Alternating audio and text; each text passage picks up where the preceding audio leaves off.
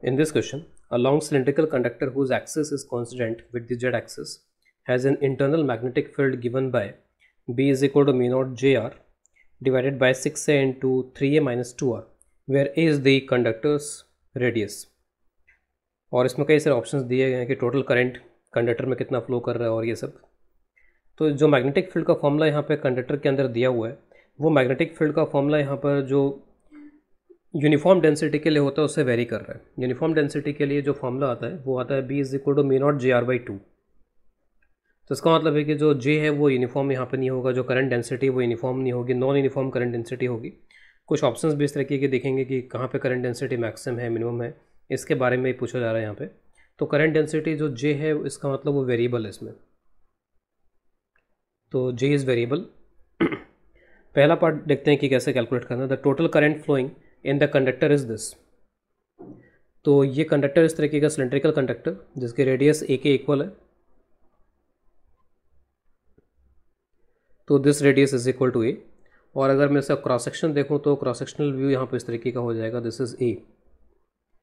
तो पहला पार्ट करने के लिए मैं ऐसा करता हूँ यहाँ पे कि मुझे पूरे कंडक्टर में यहाँ पे पता करना है कि इसके क्रॉस सेक्शन से होकर कितना करंट फ्लो कर रहा है यहाँ पे.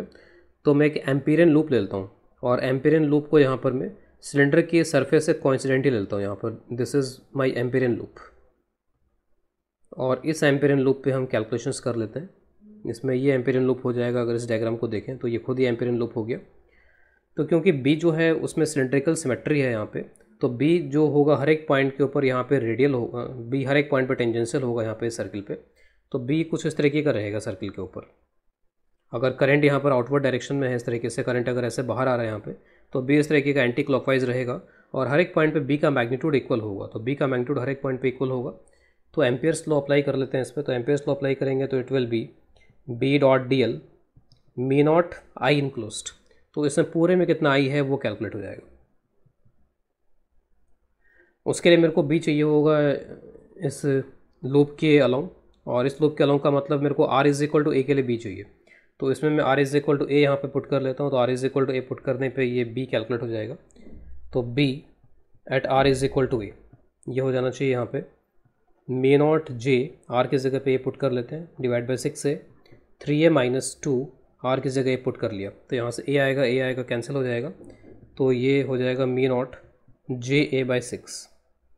तो सरफेस पे इतना मैग्नेटिक फील्ड होगा यहाँ पर. इस सिलेंडर के सरफेस है मैग्नेटिक फील्ड. अब मैग्नेटिक फील्ड आ गया, उसको यहाँ पर रख करके इसका जो एम्पीरियन लूप है वो अप्लाई कर लेते हैं इसमें एम्पीरियंस लॉ अप्लाई कर लेते हैं.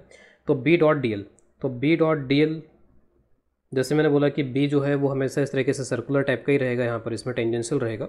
और जो हमारे स्टैंडर्ड डेरिवेशंस होता है उसमें भी इस तरीके का रहता है, सिलेंड्रिकल सिमेट्री यहाँ पर. इसमें भले यहाँ पे ये वेरी करता जा रहा है, जे वेरी कर रहा है, लेकिन इस तरीके का अगर मैं यहाँ पर एक सिलेंडर ले लूँगा, इस सिलेंडर के हर एक पॉइंट पे वो ऐसा टेंजेंशियल रहेगा यहाँ पर, क्योंकि हर एक पॉइंट यहाँ पर इसका इक्विवेलेंट है.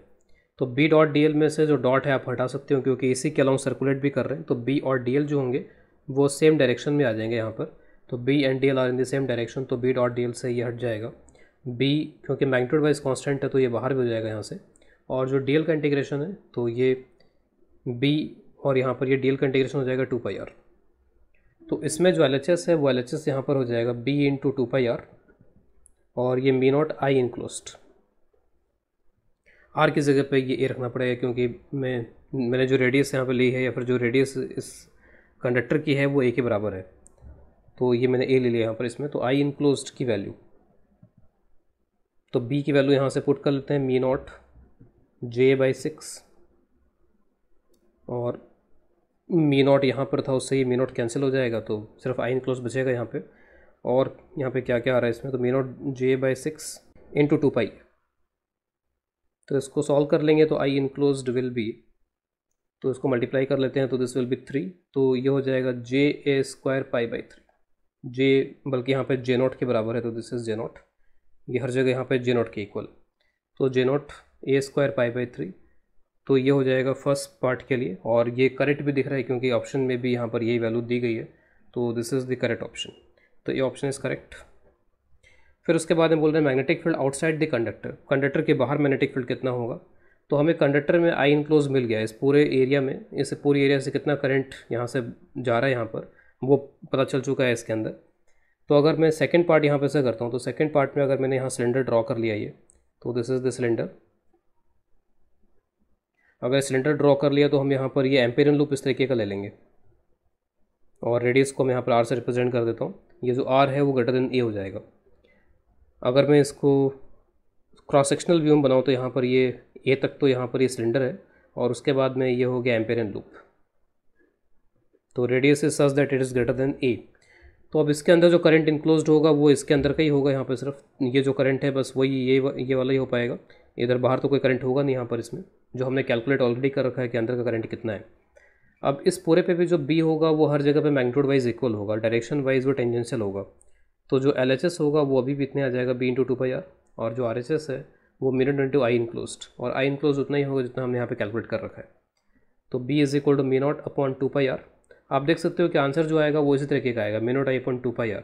तो बाहर वाले पॉइंट्स के लिए ये जो सिलेंड्रिकल वायर है वो बिहेव कर रहा है एक इनफाइनाइट वायर की तरह, जो कि एक्सिस पर रखा हो जस्ट। तो यहाँ पर ये जो सिलेंडर है वो जस्ट एक वायर की तरह बिहेव कर रहा है जो कि एक्सिस पर रखा हो। एग्जैक्ट एक्सप्रेशन क्या आएगा वो देख लेते हैं। तो mu naught upon 2πr, I enclose हमने जो निकाला था वो रख लेते हैं। तो J naught a square pi by 3, तो pi is cancelled, mu naught J naught a square by 6r, ये इसका आंसर आ रहा है। और अगर मैं इसको मैच कराऊँ इस आंसर के साथ में तो मी नॉट जे नॉट, ठीक है, लेकिन एक पाई यहाँ पे एक्स्ट्रा आ रहा है इसके अंदर, इसमें पाई यहाँ पे नहीं आ रहा, पाई कैंसिल हो रहा था। तो इसका मतलब है कि जो बी ऑप्शन है वो बी ऑप्शन यहाँ पे फिर इनकरेक्ट हो जाएगा। तो ए ऑप्शन तो करेक्ट आ गया, बी ऑप्शन यहाँ पे करेक्ट नहीं है। फिर इसके बाद हमें यहाँ पर चेक करना है इसमें कि करंट डेंसिटी कहाँ मैक्सिमम कहाँ मिनिमम इस तरीके का। तो बेटर है कि पहले हम करंट डेंसिटी का एक एक्सप्रेशन निकालने की कोशिश करें कि करंट डेंसिटी का यहाँ पे क्या एक्सप्रेशन होगा, फिर उससे देखें कि यहाँ पर कहाँ पर वो मैक्सिमम हो रहा है, कहाँ पर वो मिनिमम हो रहा है। हो सकता है कि हम कुछ डायरेक्ट तरीके भी यहाँ पर कुछ ट्रिक्स वगैरह भी देख पाएँ जिससे हम डायरेक्टली बता पाएँ कि करंट डेंसिटी मैक्सिमम कहाँ पर थी, मिनिमम कहाँ पर थी। लेकिन एक बार पूरे बेसिक मेथड्स चलते हैं, फिर देखते हैं कि is there any trick to find out where it is maximum और मिनिमम।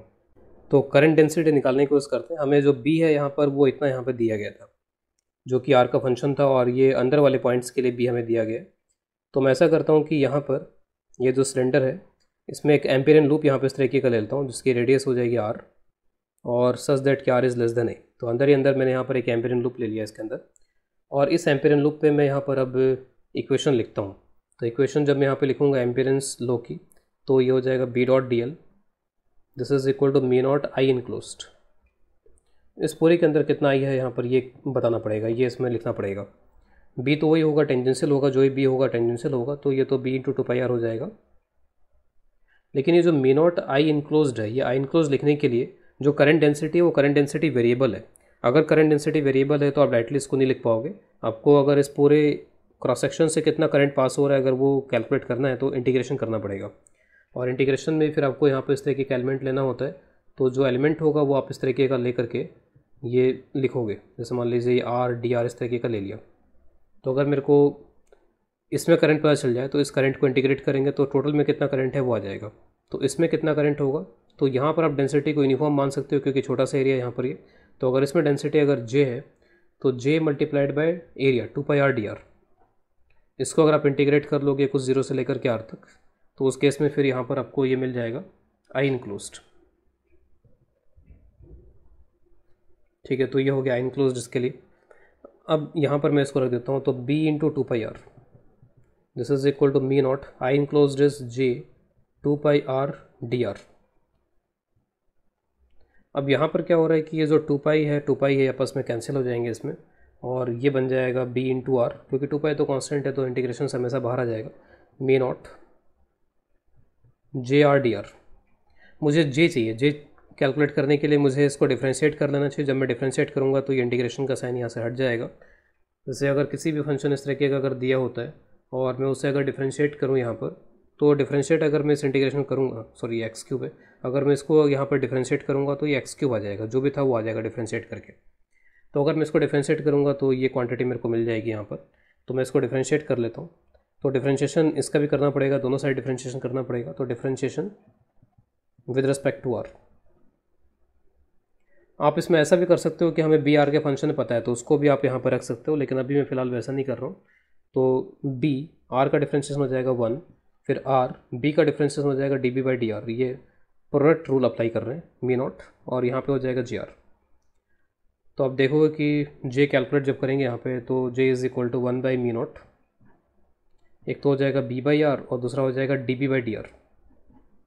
कुछ इस तरीके का यहाँ पर ये जे का एक्सप्रेशन बन रहा है। तो जैसे मैंने कहा कि आप बी को आर के टर्म्स में यहाँ भी रख सकते थे और उसके बाद डिफ्रेंशिएट कर सकते थे, कोई दिक्कत नहीं आती, इस तरीके का टर्म देखना नहीं पड़ता आपको। लेकिन मैंने जानबूझ के यहाँ पर इसको बी के टर्म्स में किया जिससे कि हम देख पाएँ कि एक्सप्रेशन जो बन रहा है वो किस तरीके का बन रहा है यहाँ पर। तो अब ये जो एक्सप्रेशन यहाँ पर बन रहा है इसमें, अब बी जनरली बहुत ज़्यादा केसेस जो होते हैं उसमें जो बी होता है वो कुछ पॉलिनोमियल फंक्शन दिया जाता है, ठीक है। ज़्यादातर केसेस जो होते हैं उसमें आपको बी पॉलिनोमियल फंक्शन मिलता है। जैसे यहाँ पर भी आपको जो बी है वो एक क्वाड्रेटिक फंक्शन के फॉर्म में मिल रहा है। यहाँ पर आपको जो बी दिया गया है वो कुछ इस तरीके का दिया गया है कि it is some a r minus a, तो उसके साथ मैच कर जाएगा इसलिए मैं ए को यूज़ ना करके इसको यूज़ कर देता हूँ K R minus lambda R square, कुछ इस तरीके का है। आप देख लो आर मल्टीप्लाई होगा और यहाँ पे आर स्क्वायर हो जाएगा, तो K R minus lambda R square it is something like this. तो अगर इस तरीके का यहाँ पर ये बी है, पॉलिनोमियल फंक्शन टाइप का है, क्वाड्रेटिक वगैरह यहाँ पे दिया हुआ है इसमें, तो बी बाई आर करेंगे तो बी बाई आर करने से क्या हो जाएगा, इसकी जो पावर 2 थी वो 1 हो जाएगी, लीनियर बन जाएगा यहाँ पर ये। और जब मैं इसको डिफ्रेंशिएट करूँगा तब भी वही चीज़ होगी कि यहाँ पर ये लीनियर बन जाएगा। तो इसमें ये भी एक तरीके से जो हमारा गिवन जो भी फंक्शन है उसकी एक पावर कम कर रहा है, जो बी बाई आर में कर रहा हूँ उससे इस पॉलिनोमियल की एक पावर कम हो रही है, यानी कि 2 से वो 1 हो जा रहा है एक तरीके से, और डी बाई डी आर करने से भी इसकी एक पावर यहाँ पे कम हो रही है। तो एक तरीके से जो जे का एक्सप्रेशन आएगा वो लीनियर टाइप का ही आएगा यहाँ पर इन दोनों से ही। और जो जे का एक्सप्रेशन बनेगा वो जे का एक्सप्रेशन कुछ इस तरीके का बन जाएगा, some constant minus some constant into R, कुछ इस तरीके का बनेगा, जो कि एक लीनियर फंक्शन होगा यहाँ पर। तो अगर हमें यहाँ पर पहले से ये पता है कि जब भी हम जे कैलकुलेट करते हैं तो बी अगर पॉलिनोमियल होता है तो उसकी एक पावर कम कर देनी है जस्ट, क्योंकि बी बाई आर आ रहा है और d B by D r आ रहा है, दोनों का इफेक्ट एक ही है। इसका भी इफेक्ट ये है कि एक पावर कम कर देगा यहाँ पर ये, और इसका भी इफेक्ट ये है कि एक पावर कम कर देगा। तो अगर पॉलिनोमियल है तो डायरेक्टली हम क्या करेंगे, बस एक पावर रिड्यूस कर देंगे उसकी और फिर बता देंगे कि इसका क्या वेरिएशन होना चाहिए, किस तरीके से फंक्शन वेरी करेगा। यहाँ पर कोई क्वाड्रेटिक था इसलिए हमारे पास में लीनियर फंक्शन आ गया, और ये क्योंकि आर के साथ में घटता हुआ है तो आर जब 0 होगा तब जे मैक्सिम होगा, तो J max for r is equal to 0। तो हमसे एग्जैक्ट एक्सप्रेशन नहीं पूछा जा रहा था क्वेश्चन के अंदर, हमसे सिर्फ ये पूछ रहे थे कि मैक्सिमम एक्सेस पे होगा या मिनिमम होगा एक्सेस पे।